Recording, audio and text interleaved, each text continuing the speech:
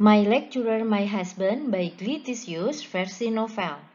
Jangan lupa subscribe, like, dan bunyikan loncengnya ya, biar admin semangat buat ngepost episode selanjutnya. Silahkan menikmati. My Lecturer, My Husband, episode 2 by Glitisius. Dan setelah perjuangan panjang, akhirnya Inggit berhasil memperoleh nilai B pada mata kuliah Pak Arya. Kemudian Inggit pun memutuskan untuk pulang kampung sesuai dengan permintaan mamanya. Kamu tahu nggak berita pembunuhan anak perempuan akhir-akhir ini? Mama nggak tenang kalau kamu lagi kuliah gitu. Mana kamu sering pulang malam kan? Itu kan beritanya jauh dari tempat aku, Mah, kata Inggit. Kamu tuh dikhawatirin orang tua juga, kata Mama. Inggit hanya diam dan meneruskan drama yang sempat di-pause-nya tadi. Tapi beneran, Mama khawatir. Kamu sendirian di sana dan gak ada yang ngawasin. Ya udah, Mama ikut aku aja. Terus, papa kamu gimana? Siapa yang ngurusin? Hah? Kata Mama sambil ngecita kepala Inggit. Inggit pura-pura memekik kesakitan. Citakan mamanya gak keras-keras amat sih. Oh iya, nanti sore pakai baju yang bagus ya. Mau ada tamu, teman papa sama keluarganya. Mau makan di sini. Harus banget aku ikut? Tanya Inggit. Ya haruslah. Masa kamu ada di rumah sama nggak ada di rumah nggak ada bedanya? Iya, Mah, iya. Sesuai permintaan Mama, Inggit menggunakan baju yang cukup layak untuk makan malam formal. Mama udah heboh nyicip menu yang dibikin si Bibi, udah pas apa belum? Banyak amat menunya, kayak acara lamaran aja, kata Inggit. Emang acara lamaran, kata Mama. Oh, Inggit baru menyadari kalau satu-satunya orang yang belum menikah di sini hanya dia. 2 menit kemudian, siapa yang dilamar, Ma? Kamu, jawab Mama. What? Mama apa-apaan sih? Kok nggak bilang? Papa kamu yang mau jodohin kamu, katanya biar dia tenang ngelepas kamu sendirian, kata Mama. 3 tahun aku tinggal di sana sendirian dan gak pernah ada masalah apapun. Kenapa harus dijodohin segala sih? Baru kemarin Inggit ngomong tentang perjodohan ke Iim dan Yuda. Sekarang dia dijodohin. Karma datangnya cepet banget sih. Sekarang tuh lagi marak kasus yang aneh-aneh. Seenggak-enggaknya dengan kamu nikah, Mama dan Papa bisa tenang, kata Mama. Mama pikir aku bisa tenang, kata Inggit. Suara bel yang berbunyi menghentikan perdebatan Inggit dan mamanya. Papanya menyadari protesan Inggit ke mamanya dan memilih bungkam, serta membuka pintu untuk menyambut tamunya. Mama langsung beranjak mendekati pintu dan bersalaman dengan 2 orang tua yang sepertinya seumuran sama mereka atau mungkin lebih tua. Tapi yang jauh lebih mengejutkan ada Pak Arya yang berdiri di belakang kedua orang itu dan lagi bersalaman dengan orang tua Inggit. Segala sumpah serapah Inggit ucapkan dalam hati saat ini, dan ketika di meja makan, Inggit hanya mendengarkan apa yang mereka katakan. Oh iya, Inggit udah mau semester 7 kan ya? Tanya ayahnya Pak Arya. Dan dijawab Inggit dengan hanya anggukan. Mamanya Inggit menyenggol siku Inggit, membisikkan kalimat agar Inggit harus sopan. Inggit hanya berdecak pelan, tanpa menggubris omongan mamanya. Kalian satu kampus kan? Tanya papanya Pak Arya, yang dijawab dengan anggukan oleh Pak Arya. Jangan ditanya reaksi Papa dan Mama Inggit. Mereka kayak kaget. Oh ya? Kamu jadi apa di sana? Tanya papanya Inggit. Saya salah satu staf pengajar, Pak, kata Pak Arya kalem. Wah, dosen. Kamu ngajar Inggit nggak? Dia di kampus bagaimana? Pak Arya memperhatikan Inggit sekilas sebelum kembali melihat ke arah piringnya. Sering main handphone kalau di kelas. Brengsek banget nih dosen, batin Inggit. Rasanya Inggit ingin mengubur mukanya. Dibilang seperti itu sama dosen di depan orang tuanya udah seperti kena vonis hukuman mati. Wah, lain kali ditegur aja secara langsung, kata papanya Inggit. Inggit cuma menggigit bibirnya karena malu sekaligus kesel. Tapi mama jadi tenang kalau kalian satu kampus, berarti Inggit ada yang ngawasin, kata mama Inggit sambil tersenyum penuh kelegaan. Semua urusan udah siap kan? Tanya papa ke arah Pak Arya. Dan dijawab dengan anggukan. Tinggal beli cincin om. Sekarang Inggit menjadi tahu bagaimana rasanya dijodohkan, seperti yang dirasakan oleh Iim dan Yuda. Permisi om, tante, mah, pah, bukannya ini terlalu cepat? Maksudnya saya masih kuliah dan saya juga belum siap untuk menikah, kata Inggit. Gue mau cuti kuliah aja, mending nikah deh daripada harus ketemu dosen modelan gitu. Seketika Inggit mengingat omongannya kemarin. Semua perlu proses. Tante dulu juga waktu nikah sama om ngerasa belum siap. Tapi om yang ngajarin tante gimana untuk menjadi istri dan membangun sebuah keluarga yang baik, kata mamanya Pak Arya. Iya, bener Git. Mama juga dulu gitu. Lagian ini semua demi kamu kok. Kami jadi lebih tenang untuk ngelepas kamu, kata mama. Inggit memutar otak untuk mencari celah lain saat ini. Lagi pula, emangnya Pak Arya mau? Tanya Inggit sambil melihat ke Pak Arya. Please Pak, please jawab nggak mau, please, batin Inggit. Saya ikut orang tua saya. Kalau menurut mereka ini yang terbaik, ya saya lakukan, kata Pak Arya. Mati gue. Nah, contoh tuh dosen kamu, anaknya nurut, berbakti sama orang tua, kata Papa. Inggit mengompori. Rasanya, Inggit pengen garuk tembok. Ini lebih parah. Tidak hanya menjadi pembimbing skripsi, tapi menjadi pembimbing hidup, batin Inggit. Papa sudah tua, nggak selamanya ada terus-terusan untuk kamu. Papa percaya sama Arya, dia yang terbaik untuk kamu. Jadi, terima perjodohan ini, biar kami lebih tenang untuk melepas kamu. Inggit mau menangis sekarang. Inggit paling benci kalau papanya udah ngomong kayak gini. Mamanya memang sering cerita kalau papanya akhir-akhir ini sering tumbang karena memang faktor usia yang sudah menua. Tapi beliau nggak pernah mau cerita dan menutupi hal itu dari Inggit. Lagian sebenarnya mau kamu siap atau enggak, undangannya juga udah dicetak. Dan besok udah disebar, kata mama. What? Kepala Inggit udah bener-bener pusing sekarang. Kebaya, seserahan dan lain-lainnya, emangnya udah disiapin? Tanya Inggit.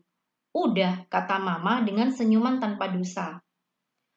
Pantes, kemarin mama ngasih katalog kebaya ke pernikahan. Nah, saat itu Inggit disuruh untuk memilih modelnya. Katanya buat anaknya temennya mama gitu.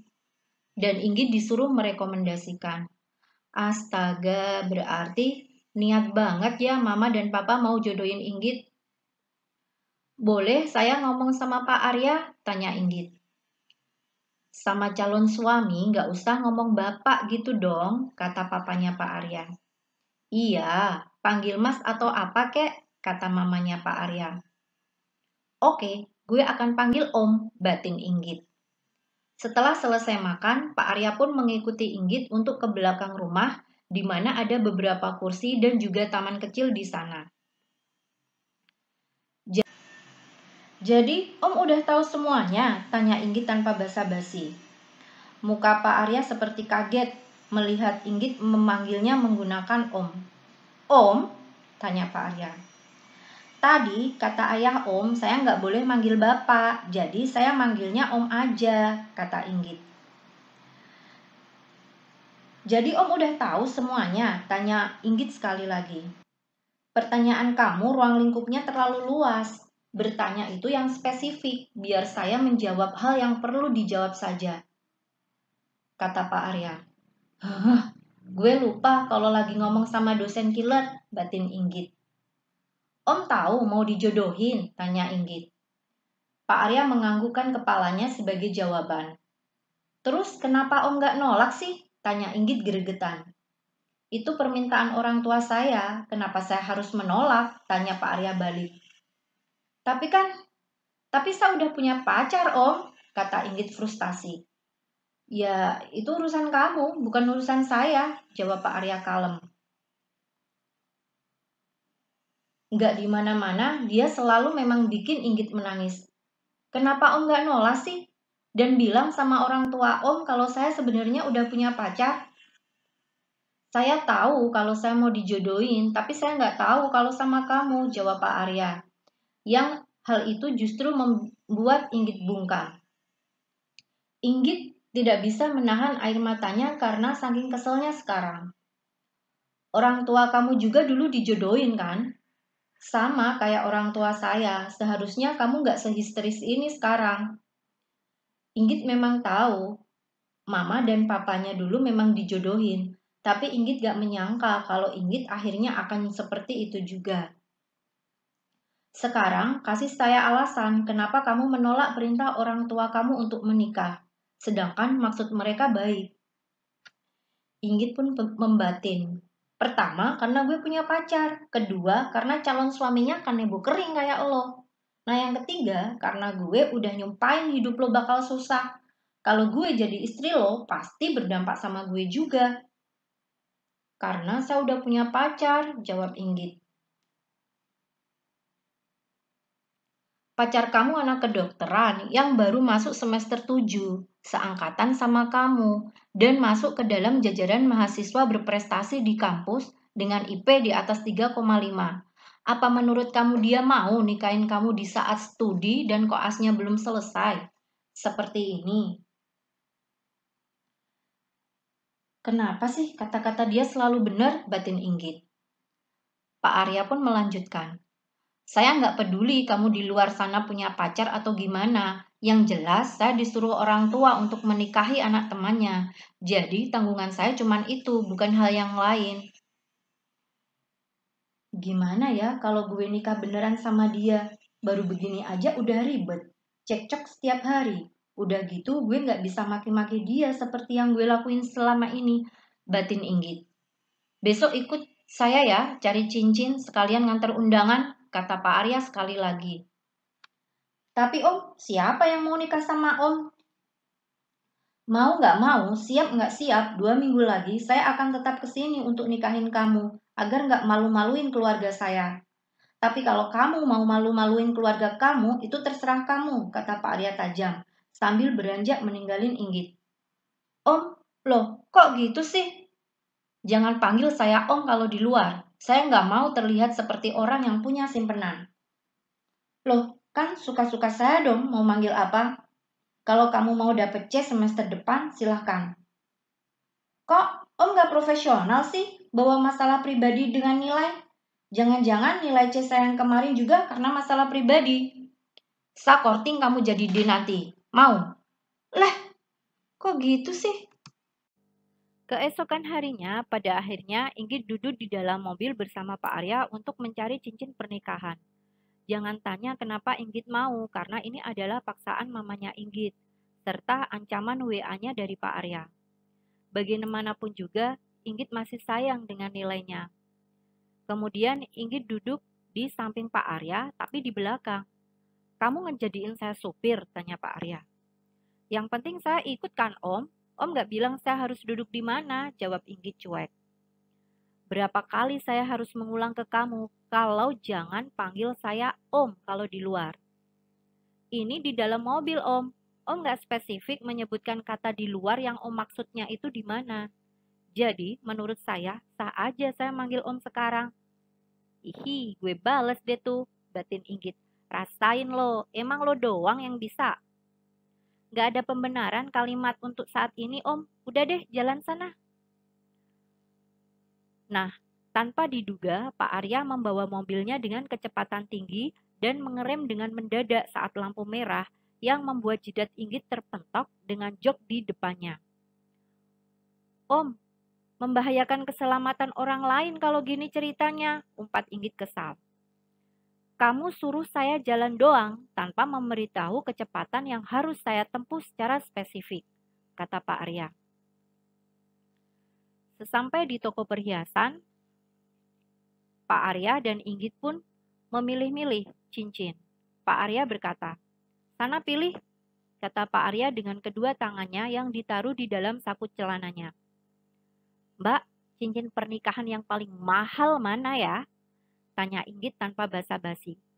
Inggit gak peduli sama bentuk dan modelnya, yang penting mahal.